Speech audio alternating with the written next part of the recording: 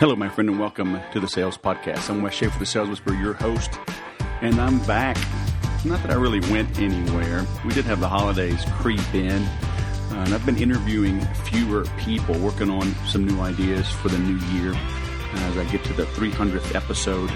I also had a little technical difficulty. We'll get into that on the episode, but probably 4 or 5 times out of 300, you've heard this get really deep and slow, and man, I don't know what's going on. I've reached out to my microphone manufacturer, changed cords, tried it on different tools, whether it's Zoom, whether it's Skype. It's happened sometimes in GarageBand. I don't know. So if you are an audio expert and understand what would cause that, please let me know. It fixes itself if I just unplug and replug the USB cable. And it's crazy. But so I had Ash Oro. We were going to publish this almost a month ago. And but I had this technical difficulty, and then the holidays came up. And you know what? Just didn't feel like doing it till now. So here we go. I hope you enjoy this. He's a cool dude. We got into a lot of detail on the first one. I'm tempted to publish that as well, even though my voice is whacked out. It's got a little crackle. But the guest is always clear. That's another thing. Something's going on. The guest is clear. Mine's jacked up. Who knows? You will be on my Christmas card list for all eternity if you can help me figure that out. But as we start the new year, you know, I heard Larry Winget. I had him on not too long ago. Well, I guess it's over a year now, but time sure flies. He's a pit bull of personal development, you know, and he says, don't have New Year's resolutions. Have a New Year commitment. You know, so what are you committed to doing and really making a difference this year?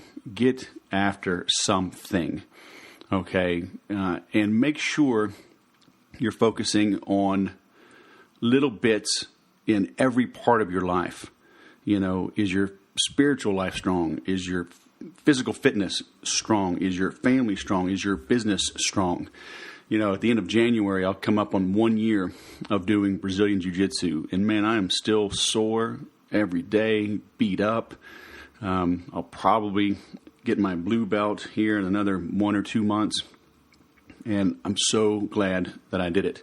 I did a little bit less work, honestly, this past year. But I was able to add a physical component and camaraderie, right, and friendship and new goals. I've competed in a couple of small tournaments. Now I'm looking at doing some bigger tournaments. So it just added something new to my life because just like with this, things can get old, right? They can get stale. So you got to spice things up a little bit. Obviously, if your customers, right, if the marketplace is enjoying and picking up what you're laying down, stick with it. But you got to have that fire in your belly as well. So when you add something new to your life that challenges you and that you enjoy, everything else around you gets a little bit better as well.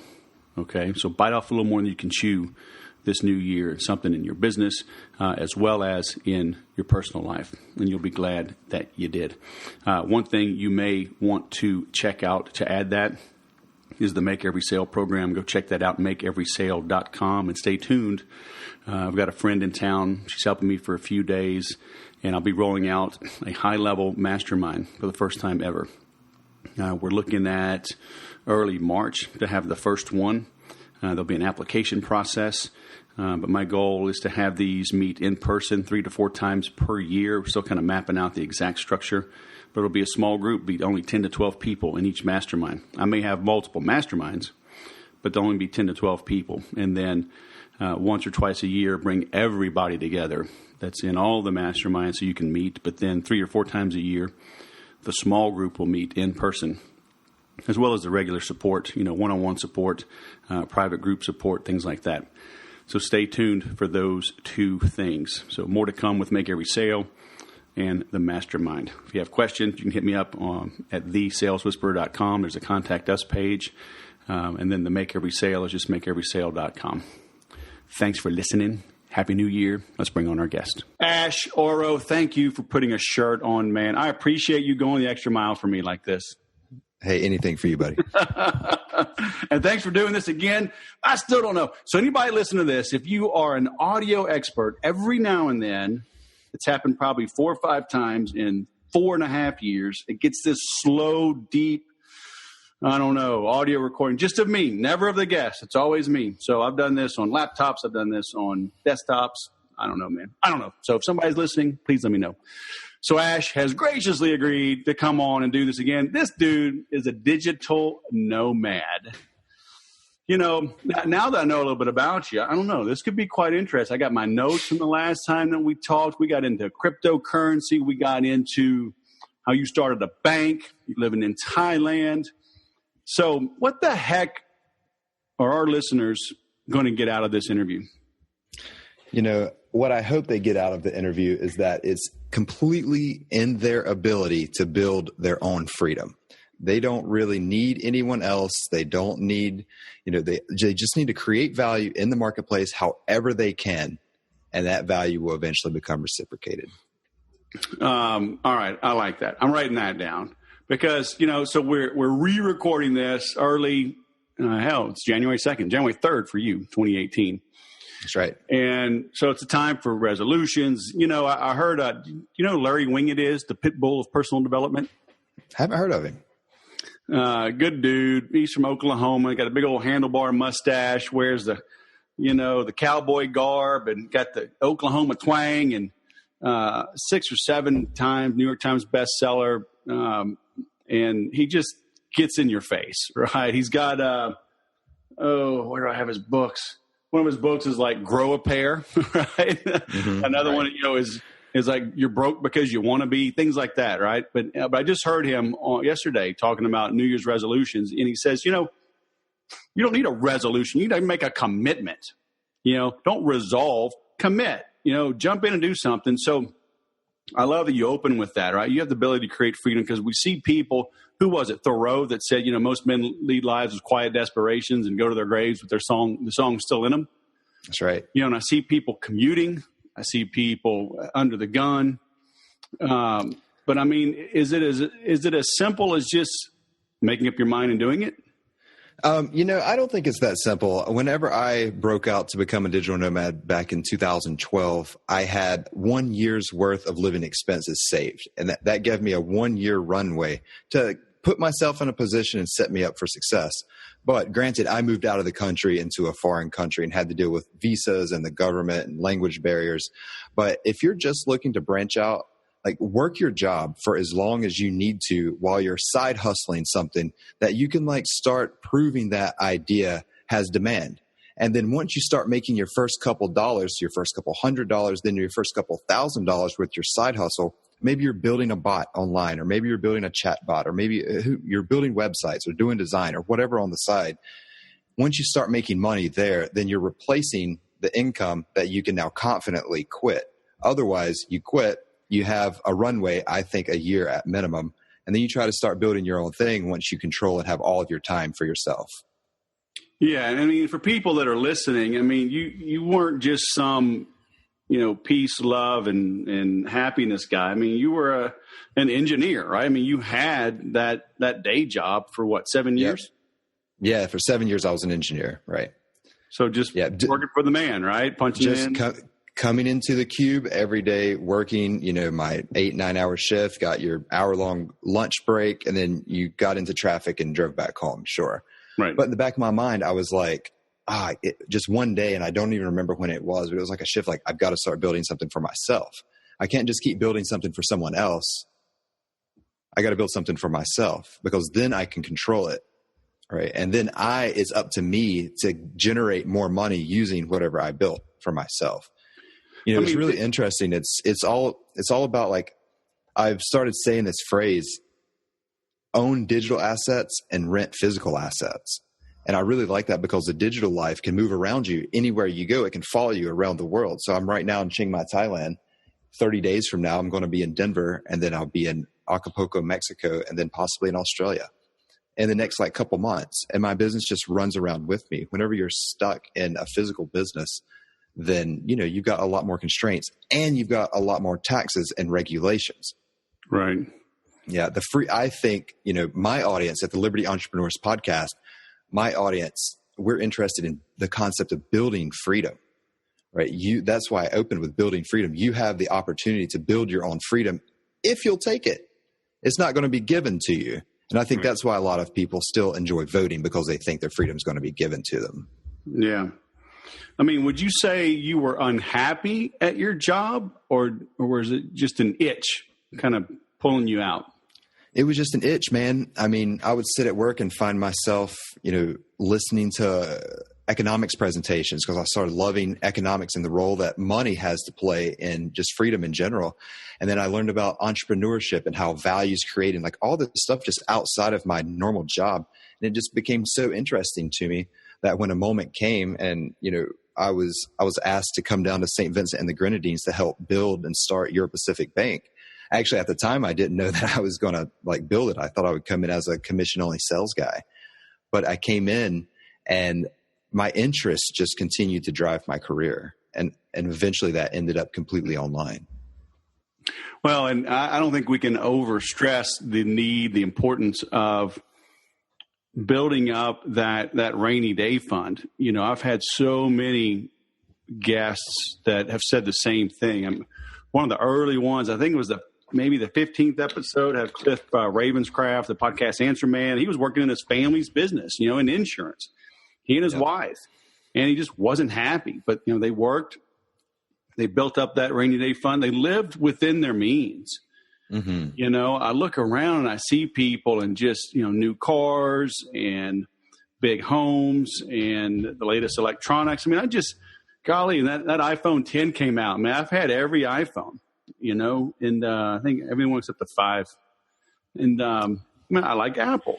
And man, I put that Apple 10 in my cart, and the bigger hard drive and the 2-year warranty, and it was like $1,400 and something. And I was just like, I'm not doing it. That's an entire month's worth of living in Chiang Mai, Thailand. Yeah, I mean, I got $1,400 sitting right here. I mean, I can just drop it in their lap. But it's like, it's the principle of the thing. I'm like, I'm not doing it.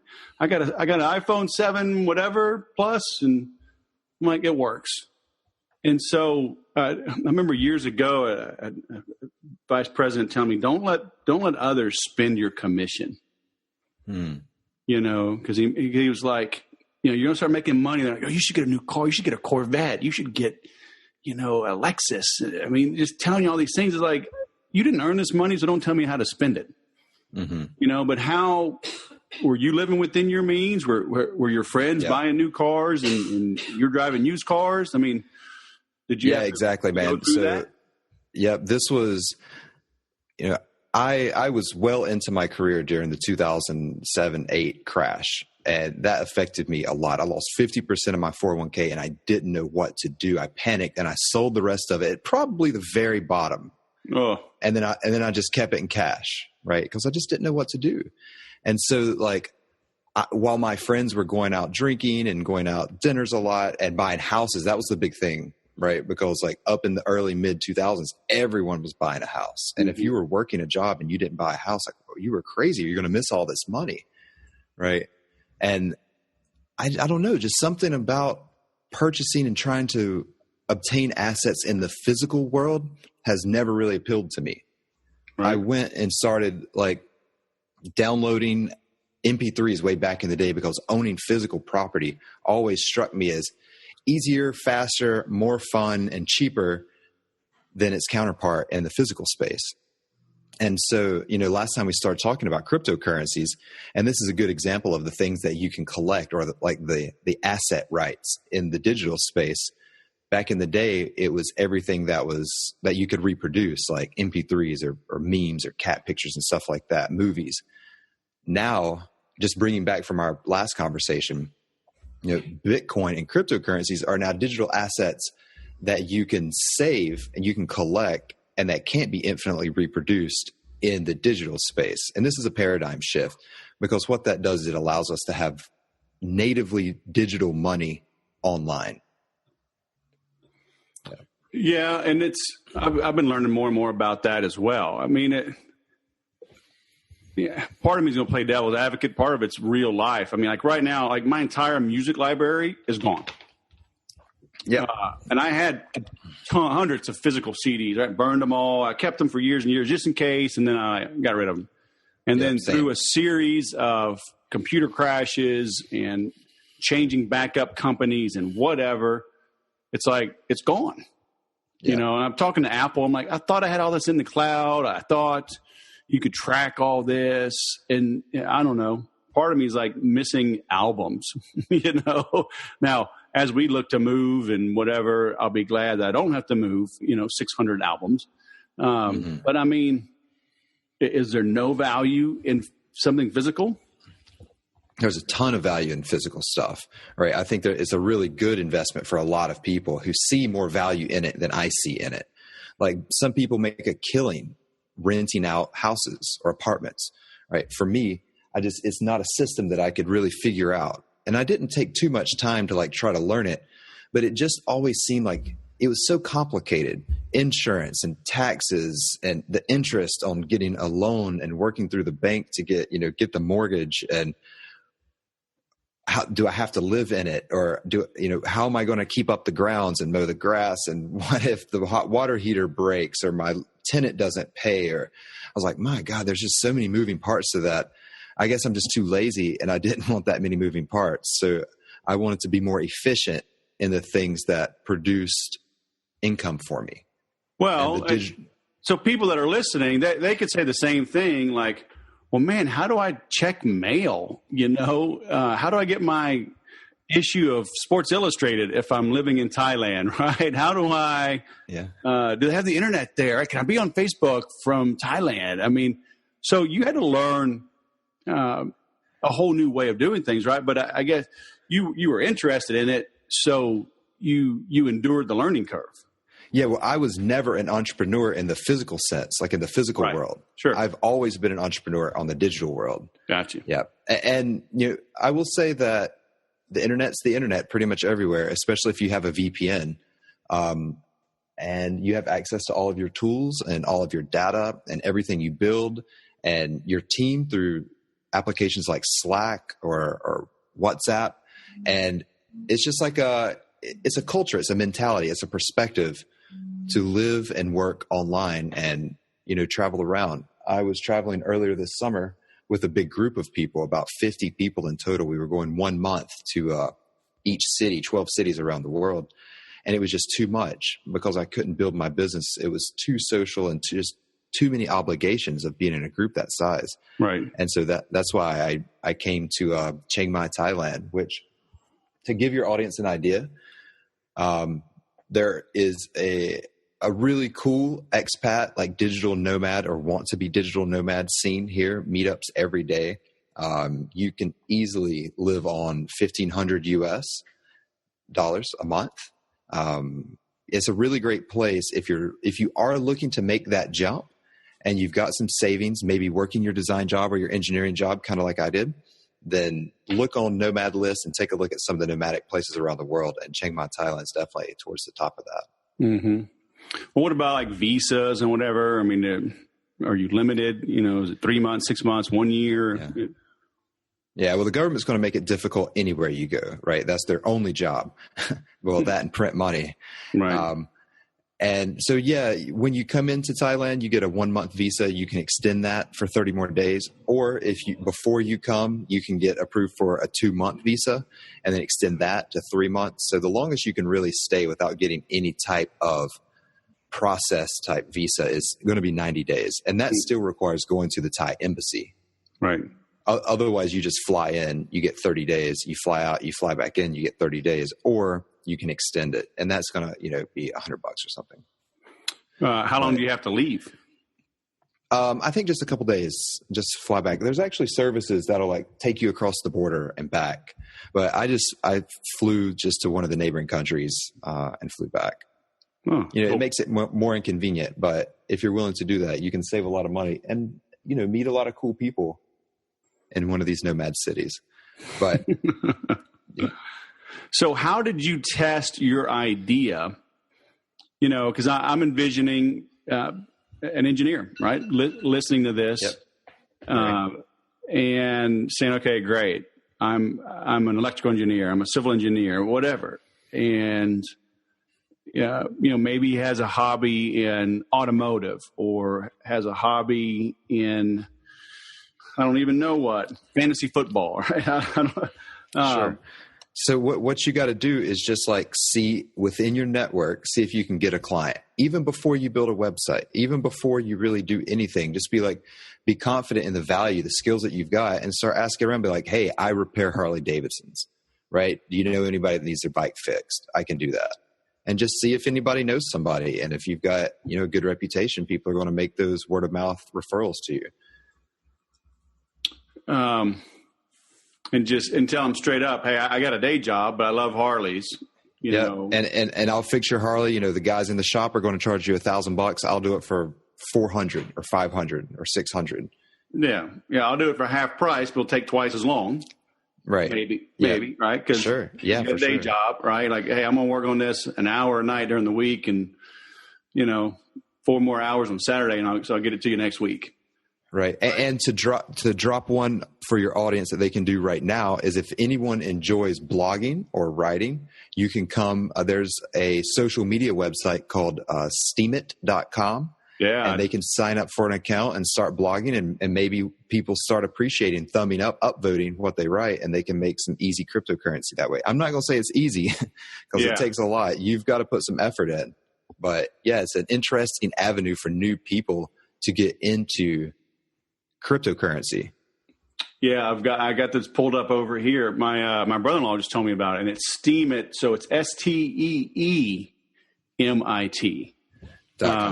And yeah, it looks interesting because I've always told this to people, if you're not paying for something like Facebook or Twitter or Instagram, then you are the product. Right. Your attention, your eyeballs, your clicks, you're the product. And so Steemit is letting you as the content producer, if you've got a following and people like your stuff and they vote it up, you get paid, right? Yeah, exactly. You get paid. You get paid into cryptocurrency. And with that cryptocurrency, you could exchange it into Bitcoin or Ethereum or whatever currencies you've heard of that you're familiar with. Or you could leave it in the Steem cryptocurrency. But I think it's a really, the interface is still in beta. It's been in beta for a year, but it's a good way to just go and post some of if you're blogging already, go over and post it. If you're creating content, go over and post it. Yeah, I think the main thing. And when you sign up for an account over there, follow me at Ash Oro, Ash with a dash and Oro, and you can see the type of stuff that people post and what they get paid for. All right, I'm finding you right now, man. Because I literally just created this. I don't know. It's Ash with an E. There was something going on with how I signed up, and it was giving me an error. And of course, I was multitasking. Finally, I read it. I was like, "Oh, I see," and finally got accepted. Sometimes it'll take a couple days for your account to get approved. Yeah. But once it's approved, you can start posting with the tags, and maybe somebody picks it up. And how it works is, everybody can view everybody's wallet. Everyone can view everybody's posts, comments, replies. It's a very open, transparent type of society, online society. Right. And so what you can do is the more that you make on Steemit, right, the more that your upvote is worth. Right. So if you get in there and people really start liking you and they upvote, well, you start getting paid out in cryptocurrency. And then that allows you to upvote your audience, upvote your followers, appreciate them back. The people that always comment, always follow you, right? Maybe told you that they bought your book or course and they're commenting on your post on Steemit, you can drop them an upvote and that'll give them some Steem currency. Right. So it's a really cool, back and forth way to engage with your audience. It's kind of like a cross between Reddit and Quora, would you say? Yes, with cryptocurrencies integrated. Yes, and you get paid to create good content. Bam. So, yeah, my brother-in-law. Steemit.com. Yeah, I was pretty stoked about it. So the main thing, I guess, the main idea is just get some guts, right? Quit armchair quarterback in this thing, and dive in. Because I know somebody listening to this is saying, "Yeah, okay, smart guys. So you repair Harley Davidsons, but you live in Des Moines, Iowa. How can I go fix Harley Davidsons from Thailand?" Yeah, well, maybe you can't, but I'll tell you, there are a lot of motorcycles here, and there are some Harley Davidsons. So do some market research and come out for a visit, and or I don't know. There's tons of really awesome Facebook groups that you can come and ask. There absolutely would be somebody that's like, "Hey, I fix Harley Davidsons.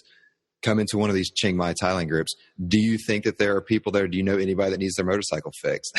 I don't know, man. It's as hungry as you want to be, right? If you're hungry, you're gonna find food. Yeah, and I'd say, so you start fixing Harleys, take pictures, take videos, create a YouTube channel, create a Steam It channel, right?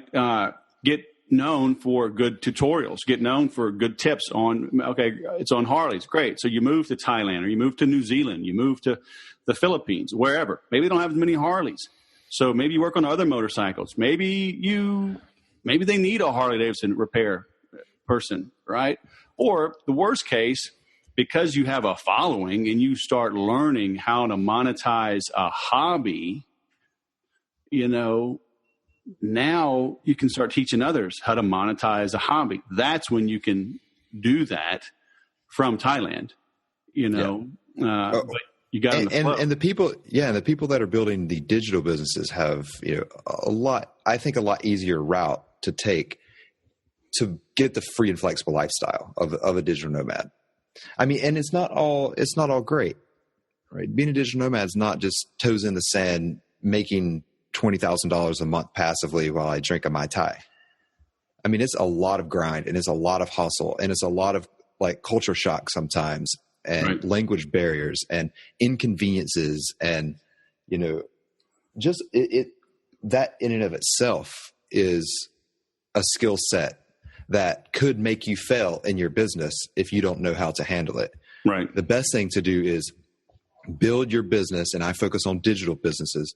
So build your digital business as your side hustle while you still have income coming in. Right. And then kind of milk that for a couple of months, make sure that you have some savings, and then you can think about moving.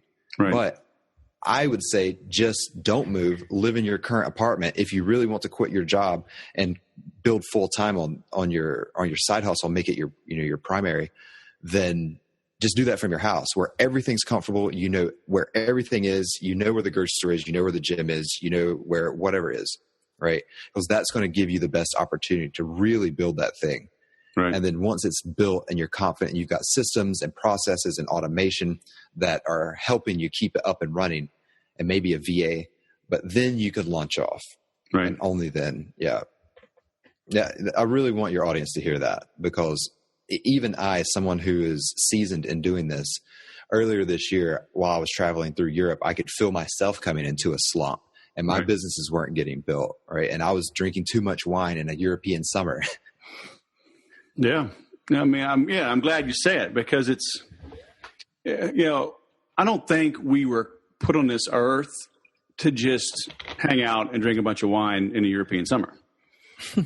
Not That's for one of the things. Yeah. Not the only thing. Right. Not for 72.9 years. Right. I mean, it's right.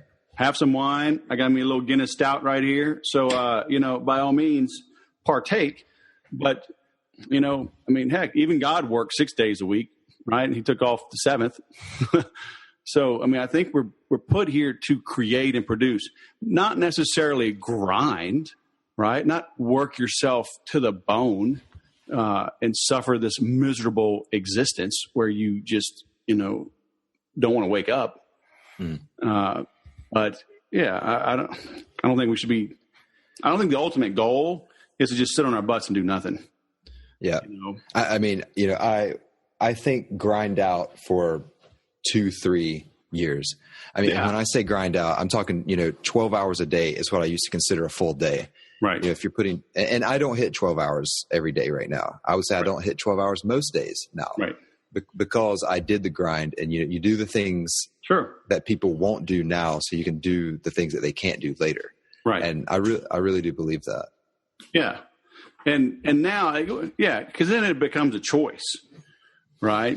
If you do want to grind for a week or a month or 6 months, right, it's to launch a new program, write a new book, double or triple your income to get to a new level.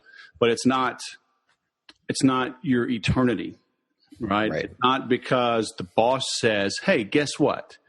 Your pay is cut, overtime is no longer allowed, but you still got to put in the hours because do that or take a hike. You're like, oh, well, I guess I got to do it.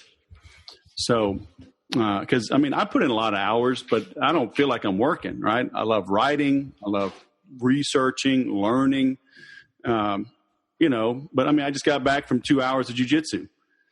Right. And I do that at night. Sometimes I'll do it in the day. I'm gone for 2-3 hours, 11:30 to 2:30. Okay, I'll get back to work.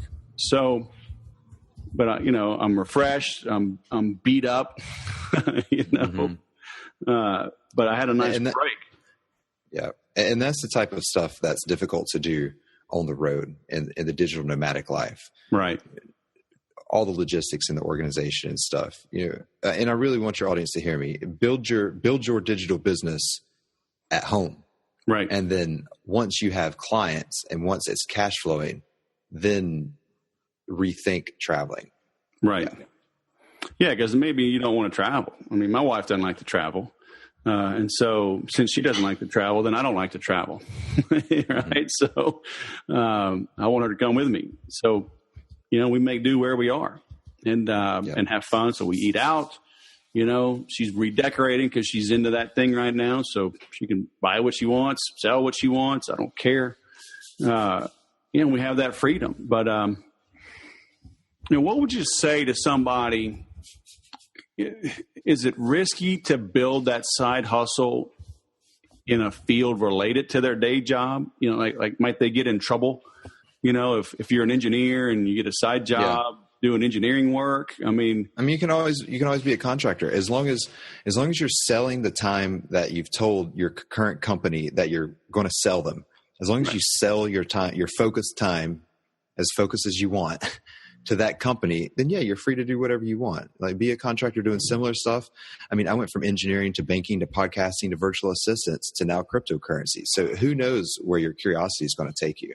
But just find something that you want, you find yourself wanting to fall into and work. And then, you'll be in good shape. The difficulty is always getting it to the point of a product where people are willing to pay for it.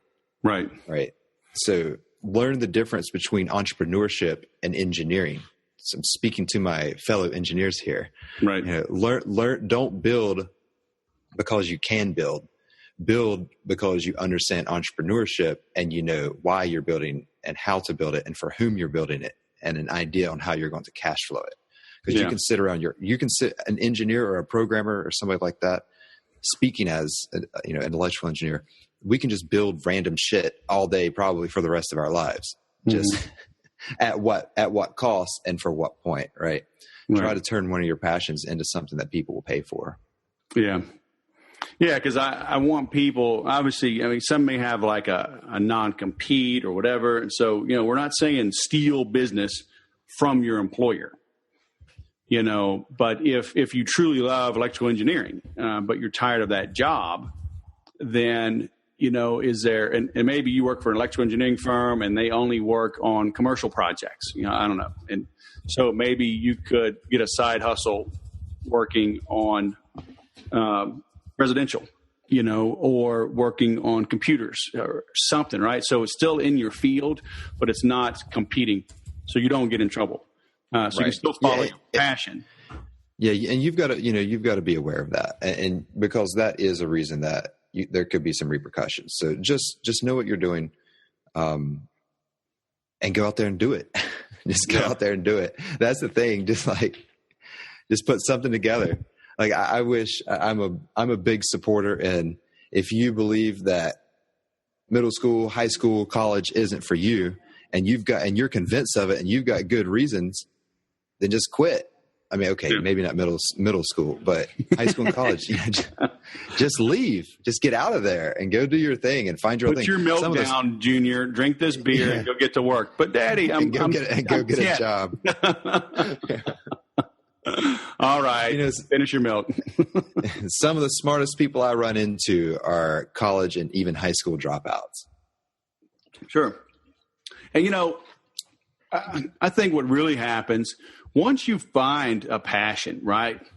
that side hustle, I think it's going to breathe life into your day job, because now you're going to be more attentive. It's like, okay, I can't let my 8-hour day expand into 8.5 or 9 because people want to hang out at the water cooler and whatever.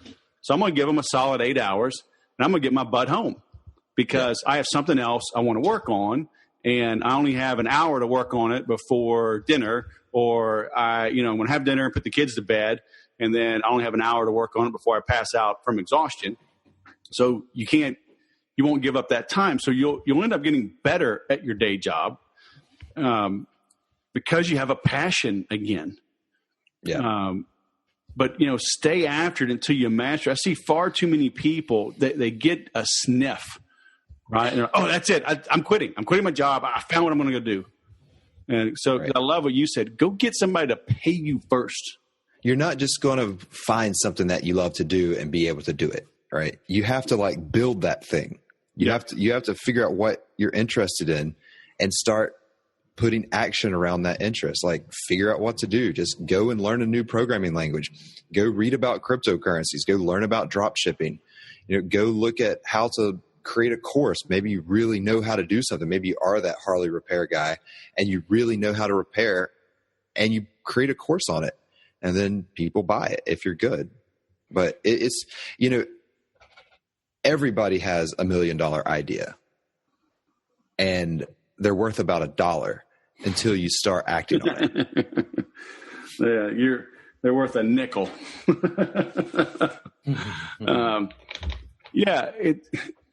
You gotta get it to work first. I've seen too many people go down that rabbit hole, and there really is no magic out there, but I would say still buy a course, attend a conference, and if money's tight, don't do the $10,000 course, but do the $1,000 course. And you know what? It might suck. But then you'll know how to identify the next $1,000 course that is good. And in that course and in that group, make some friends, you learn the real nuggets of what you need.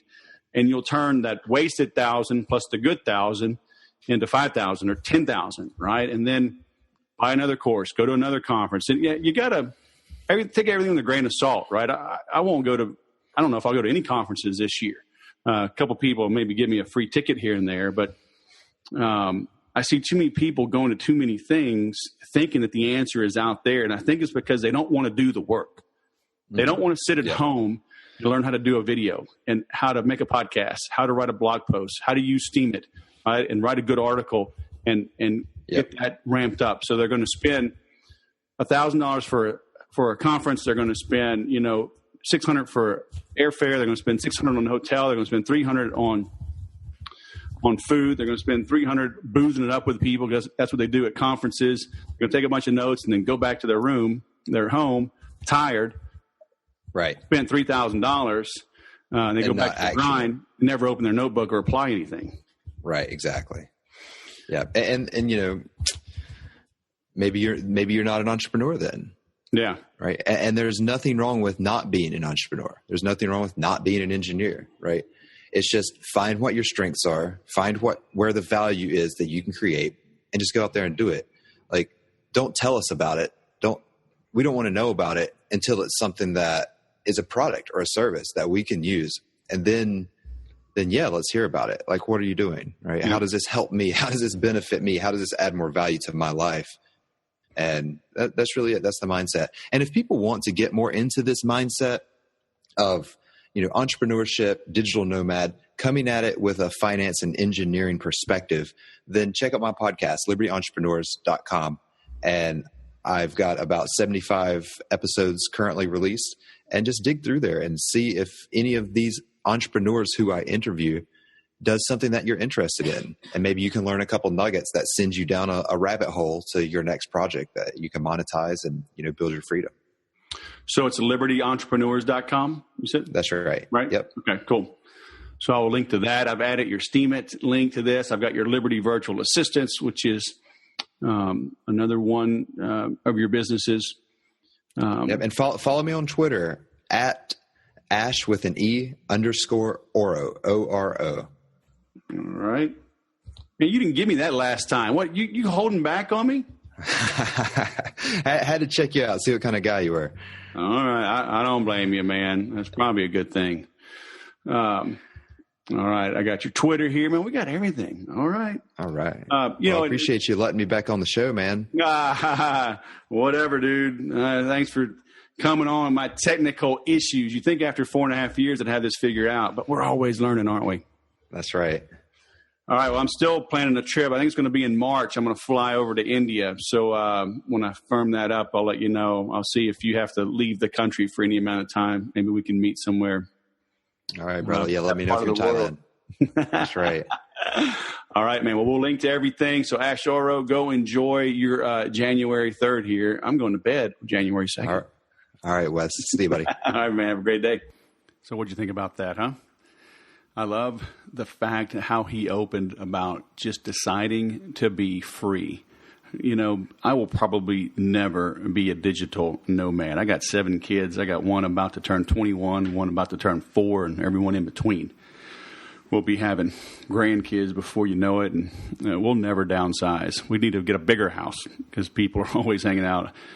Sarah's here helping me for a few days, like I said, working on a couple new launches. And, you know, I said, now you see, we have 6 kids still at home, but my oldest son had a buddy over and his girlfriend. Sarah had her boyfriend over, and who else? I think there was one other, maybe a younger daughter had a friend. So, I mean, you know, so that's 3 or 4 extra people along with everyone else. So, 10 plus I've got a guest. So 11. So I probably won't be a digital nomad. Now, I have taken some trips. I was able to go back in May and spend 8 days in Buenos Aires with my son who's studying abroad in March. I'm probably going to go to India to see him where he's studying this semester. So I do have the ability to get up and go, back in August. I spent 8 days helping my hometown in Houston with the flood from Hurricane Harvey.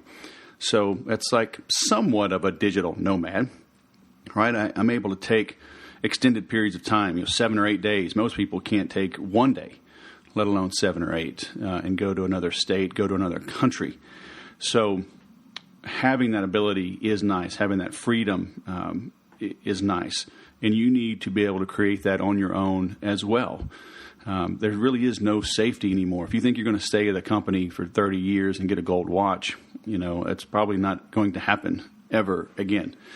It's a crazy world. It's a crazy economy, crazy society. And my oldest son is learning, the world really is flat. He's got roommates from Nigeria and Croatia and all over Asia. A lot of Chinese students are in this group, in this new school. So he's meeting friends. He's living literally all over the world, meeting the people in different countries, seeing how similar we really all are, which you do experience when you travel. And I was fortunate enough to learn that early in, being in the Air Force, being stationed in Korea, traveling to Thailand, being stationed in the Middle East, working with workers from India and from Pakistan when I was in the Middle East, and just seeing really how similar we all are. So as this economy, as the globe flattens, right, and the economy becomes more digital, more online, you need to understand where you fit in that. Are you impacted by that? Might your job be put at risk as the world flattens? And what can you do, like we talked about, in that side hustle? What can you create? Like we said, even if you're an electrical engineer, but your hobby is motorcycles, there's obviously no conflict there in your day job. But as you learn to work with your hands and then document it, because it's all digital now, right? It's all entertainment. Can you make a video? Can you make a tutorial? Can you make a blog post? Can you develop an Instagram following? As you do that for your motorcycle business, and then your company comes under attack from a savvier electrical engineering company with better marketing, lo and behold, you may find yourself contributing. Maybe you even take over a marketing role with the company, even though your background is electrical engineering. because you stepped out of your comfort zone and you learned something new. And you know what? You're not going to learn it in a weekend program. You're not going to learn it in a month. It'll probably take a year, probably take 2 years, especially if you're doing it on the side, an hour a day, 4 hours on a Saturday. It's going to take a while to master that. But as you invest in yourself and you develop those skills, they will pay dividends forever. I guarantee it. Okay, so don't just keep your head buried in the sand thinking if you just, don't make a peep, you'll go unnoticed and you can live to fight another day at your company. It doesn't work that way. So branch out, okay? And that's why I've always focused on selling, because everything that we do, as you build your YouTube channel, your Instagram following, it's sales, right? How can you get people to come to your site, come to your page? How do you get them to subscribe? How do you get them to click through and watch the next thing? How do you get them to click and go to your landing page and sign up for something? So now you can send them an email. How do you get that email opened? How do you get them to sign up for the first course, buy your $7 ebook, buy your $37 guide, buy your $99 course, buy your $197 membership program? That's all sales. So that's why I've always focused on it. That's why people get so much benefit from the Make Every Sale course, makeeverysale.com. Check that out.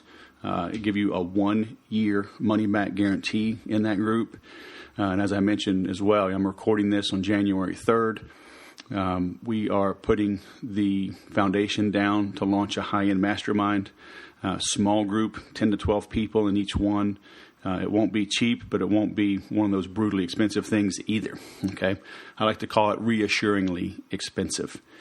So stay tuned for that. If you're interested, you can send me an email. Go to the Contact Us page on thesaleswhisperer.com.